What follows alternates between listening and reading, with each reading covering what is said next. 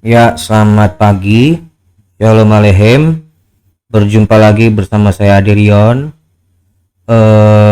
yang akan mencoba merespon video dari Ustadz Kainama di sumbernya itu dari Jim Media Channel. Adapun judulnya itu yaitu Ustadz Kainama. Sejak kapan Yesus dan murid-muridnya berfirman dan menulis Bible? Nah, ini aja dari judulnya aja udah jelas pasti yang berbicara nggak menguasain murid-muridnya kok, walaupun berbentuk pertanyaan tapi isi udah terbayang, terpetakan di dalam kepalanya itu isinya seperti apa gitu. Di sini disebutnya murid-muridnya. Sejak kapan Yesus dan murid-muridnya berfirman dan menulis Bible? Nah, ini akan menjadi kajian kita pada hari ini. Untuk lebih jelasnya, mari kita simak video yang bersangkutan. Ya, saya izin untuk mengkomentarin ya, karena ini adalah berkaitan dengan kitab saya yang mereka bicarakan secara tidak proporsional. Tapi nggak apa-apa. Justru karena adanya mereka, pengkabaran Injil itu masih terus berjalan sepanjang saat, sepanjang zaman. Oke, kita simak videonya. Jadi janganlah kamu bilang itu semuanya salah. Seperti tema kita hari ini. Jangan dibilang bahwa Bible itu semuanya isinya itu bukan kata-kata Yesus. Jangan dibilang Bible itu semuanya itu bukan kata-kata Yesus. Ini juga nggak jelas. Kenapa saya yang bilang nggak jelas? Bible itu apa? Bible itu apa? Bible dengan Injil itu dibedakan loh. Tapi nanti kita lihat dulu apa selanjutnya statementnya dia. Atau bukan kata-kata murid Yesus. Tapi juga jangan kau benarkan semuanya. Ya. Saya mau komentarin. Kalau memang Bible itu kita anggaplah Injil yang dimaksud ya. Ini karena ini absurd nih, antara Bible sama Injil itu masih ragu-ragu nih.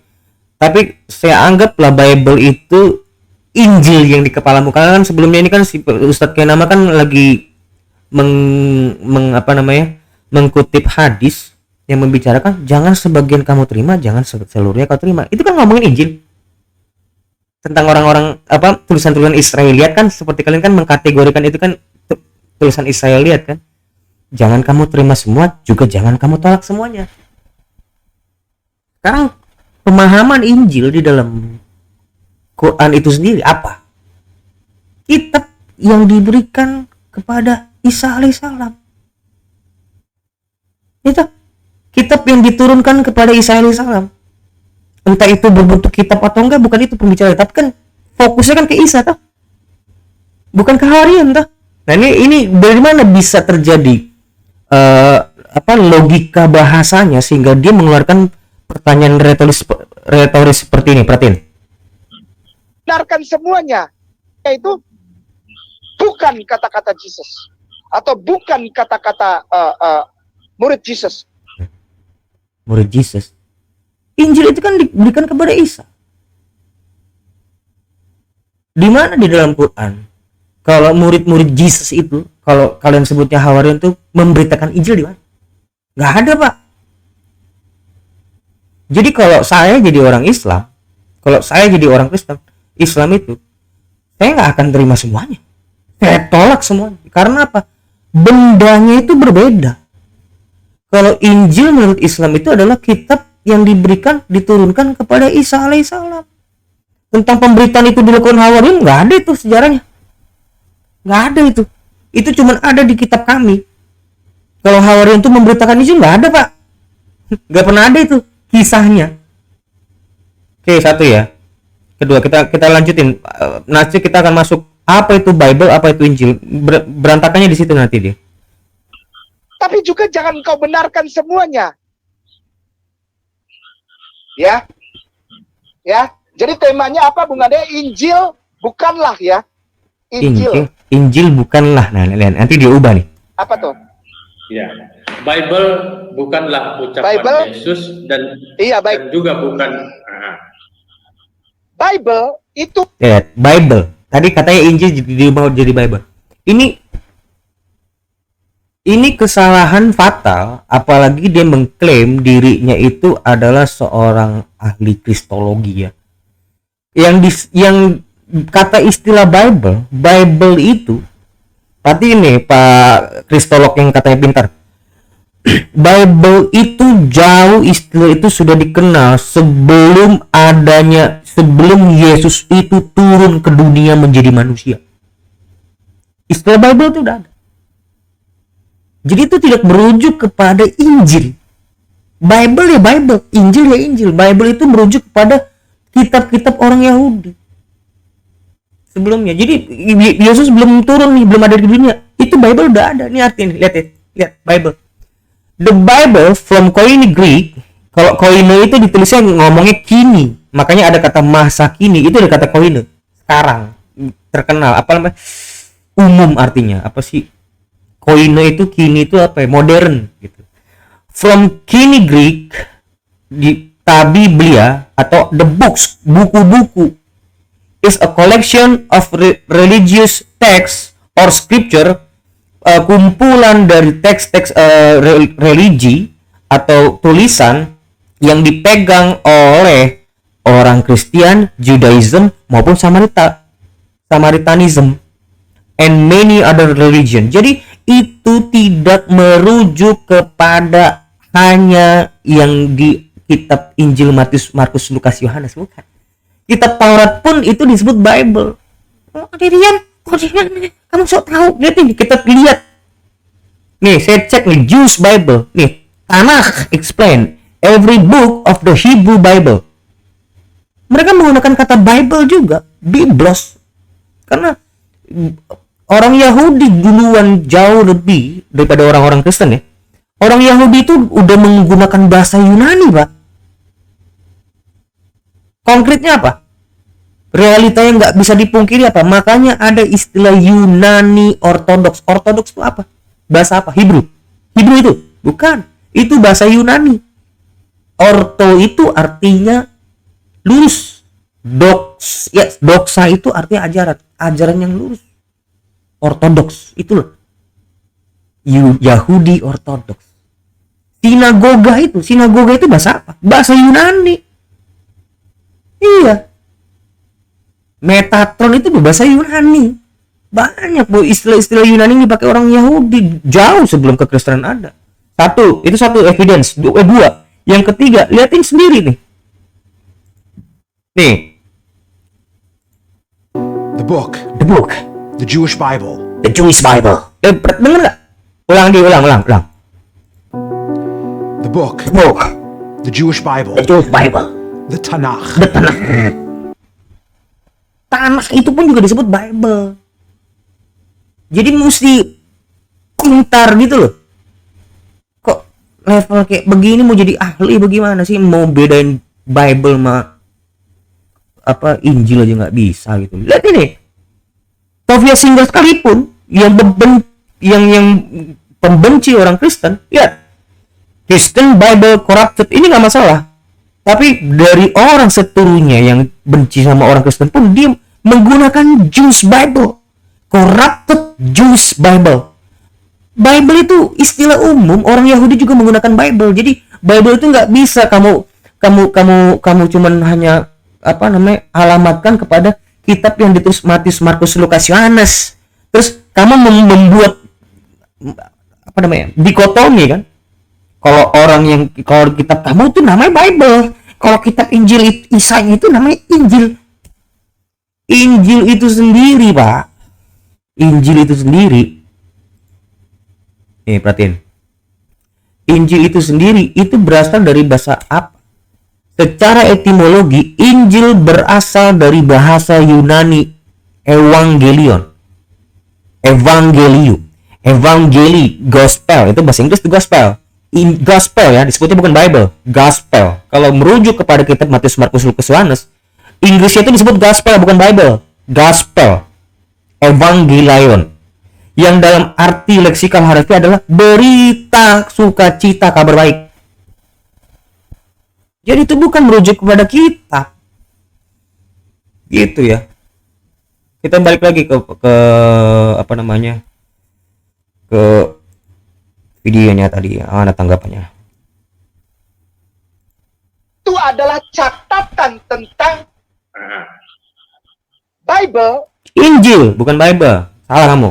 Tadi kita udah jelasin, udah saya ajarin kamu mana Bible, mana Injil. Itu adalah catatan tentang ucapan Jesus dan murid-muridnya. Sekali lagi, Bible adalah catatan.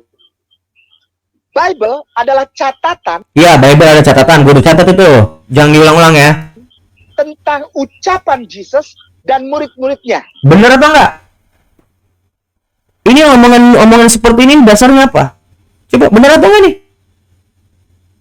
Kalau misalnya kita refleksikan kepada iman Islam, betul nggak bahwa Injil adalah catatan apa ucapan Isa dengan hawarinya?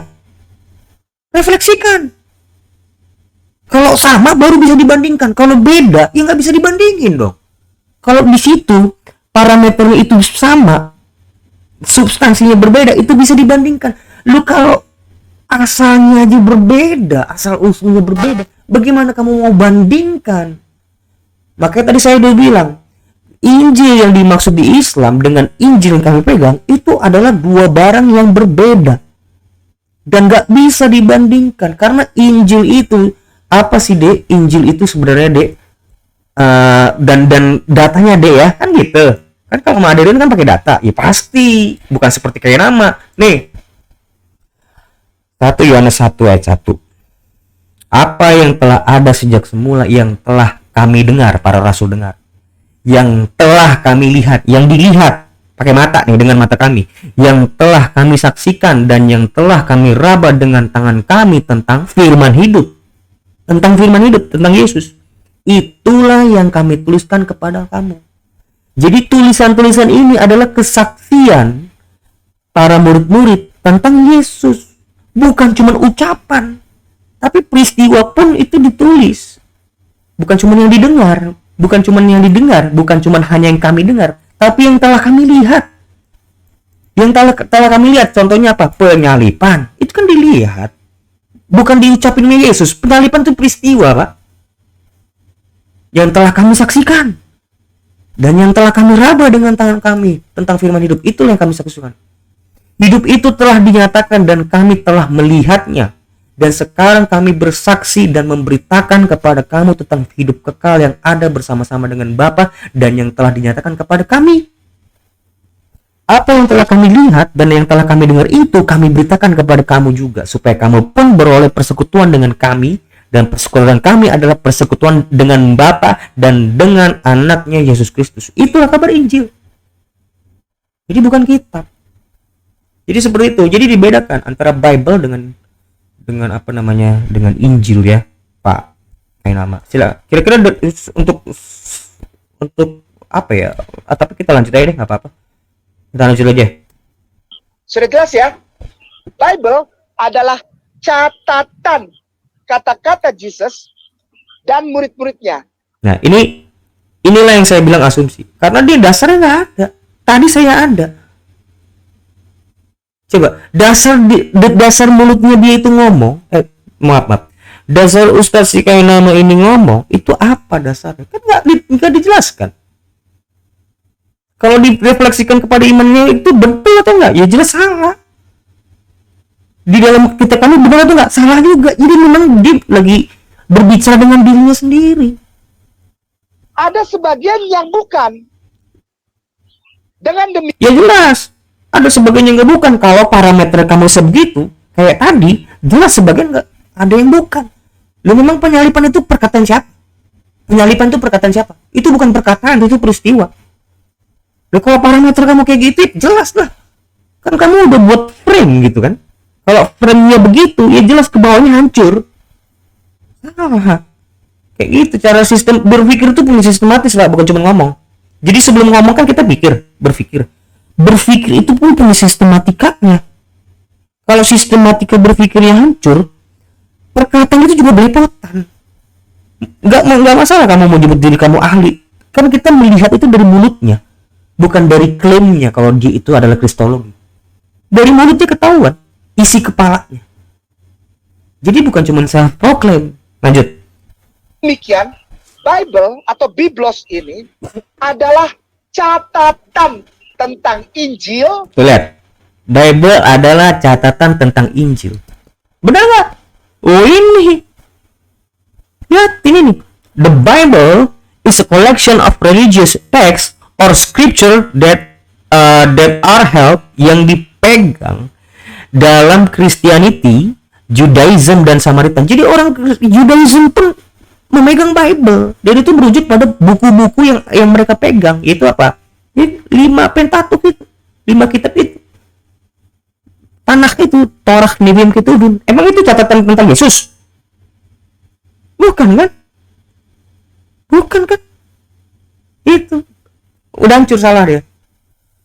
Udah pasti salah ya, Pak. Kalau kamu ngomong nama pemegang kitab, mau Pak, kalau kamu bukan pemegang kitab, kamu nggak bukan tandingan saya. Kayak nama bukan tandingan saya. Yang pegang kitab kan saya, bukan kamu. Ya kalau kamu mau bilang kitab Injil Isa itu bukan saya yang memegang, ya udah, mana tunjukin Injil Isa yang kalian Quran maksud. Karena menurut saya ini saya juga berhak untuk berbicara ya, bukan cuma mulut kamu aja yang berbicara. Saya juga berhak berbicara. Injil yang dimaksud oleh Quran itu hanya klaim iman. Itu batasannya tuh, saya menghargai apa yang kamu imani. Saya menghargai apa yang kamu imani, ya imanmu ya imanmu. Tapi kalau sudah masuk ke level pembuktian, kamu nggak akan bisa berbuat banyak sama saya. Nggak akan bisa berbuat banyak. Karena Injil dimaksud adalah yang di dalam Quran itu, yaitu adalah kitab yang diturunkan kepada Isa. Secara historikal itu tidak pernah ada. Secara sejarah, jangankan satu kitab, satu helai pun nggak pernah ada. Oh ini, udah ditaruh, udah ditarik. Nah kan kalau ngomong kayak gitu kan, saya mau ngomongin apa? Udah diambil, udah dinaikkan ke surga. Mesti apa saya ngomongin kayak gitu? Kalau ada orang ngomong seperti itu kan, jadi kan imanmu ya. Kalau kayak begitu ngomongin iman, udah, saya hargain. Tapi kalau lu udah nyampe ke level pembuktian, imanmu udah nyampe ke pembuktian di lapangan, kamu nggak akan bisa banyak ngomong apa-apa. Pak Kaimanu ini nggak akan bisa ngomong banyak apa-apa. Makanya dia bisa ngomong banyak tentang kitab orang. Coba bahas kitab sendiri, nggak bakal ngomong apa-apa dia, banyak. Nggak akan bisa ngomong apa-apa. Maksudnya ngomongin kitab Injil menurut kitab Quran ya, akan bisa banyak ngomong apa-apa itu pasti. Ya kira-kira seperti itulah. Coba kita lihat dulu, ada lagi tadi lupa aku statement dia yang mana yang mesti harus saya tanggapin ya. Ntar ya. Dan ada yang bukan catatan tentang Injil. Kita lihat dulu, Injil itu apa, supaya nanti kita bisa bedakan di dalam Bible ini. Jadi berantakan. Injil ini apa supaya bisa apa tuh, coba. Yang ada yang bukan catatan tentang Injil. Kita lihat dulu, Injil itu apa supaya nanti kita bisa bedakan di dalam Bible ini. Yang mana Injil itu apa supaya kita bisa bedakan apa yang di dalam Bible ini? Kan nggak benar. Ya Injil. Bible itu tanah pun disebut Bible. Kitab Injil. Injil menurut kesaksian Matius, menurut kesaksian Markus, Lukas, dan Yohanes. Hanya ada 4 Injil. Itu Injil. Nah, yang kata-kata Yesus dan murid-muridnya yang disebut Injil dan riwayat oleh para murid, dan ini yang bukan, tapi sisipan. Ustadz boleh mulai langsung Lukas pasal 1 ayat 19, karena kita sudah 44 menit tadi terbuang dengan masalah. Nah, itulah Injil itu. Kita lihat ya, Injil itu artinya kabar baik. Kabar baik tentang diutusnya Bapa mengutus anaknya ke dalam dunia untuk memberikan hidup yang kekal. Itulah kabar Injil. Kita baca ya, Yohanes 1 ayat 16. Yohanes 3 ayat 16. 3 ayat 16.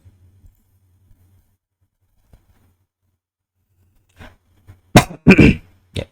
Karena begitu besar kasih Allah akan dunia ini, sehingga ia telah mengaruniakan anak yang tunggal, supaya setiap orang yang percaya kepadanya tidak binasa melainkan beroleh hidup kekal. Jadi kabar Injil itu adalah kabar tentang hidup kekal. Sebab Allah mengutus anaknya ke dalam dunia bukan untuk menghakimi dunia, melainkan untuk menyelamatkan oleh dia. Jadi memang di dalam Yohanes 17 ayat 3 itu, yang sering kalian bilang itu adalah syahadat, di video TikTok saya udah saya jelaskan nih Yohanes 17 ayat 3. Tapi nanti mungkin saya akan buat lagi ulang. Inilah hidup kekal itu, yaitu bahwa mereka mengenal Engkau satu-satunya Allah yang benar dan mengenal Yesus Kristus yang telah Engkau utus. Memang hidup kekal itu adalah dengan Bapa mengutus anaknya ke dalam dunia. Bentar, biar saya komparasikan dulu Yohanes 3:16.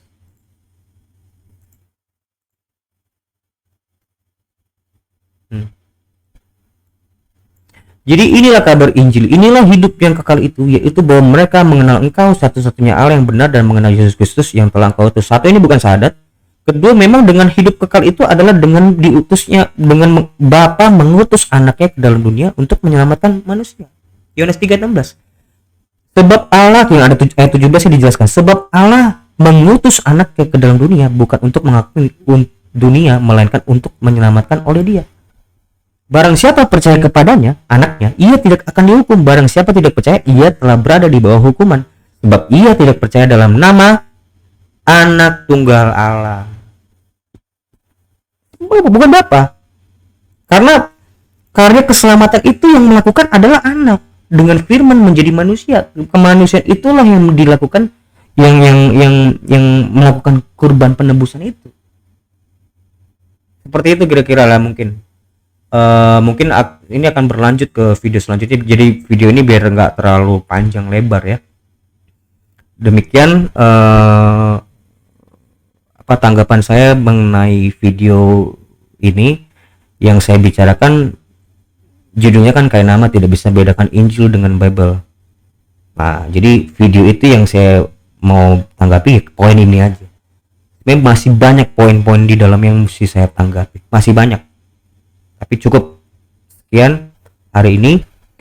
Selamat malam. Mohon maaf kalau ada kesalahan di yang perkataan-perkataan saya menyinggung, saya minta maaf. Terima kasih. Shalom Aleichem.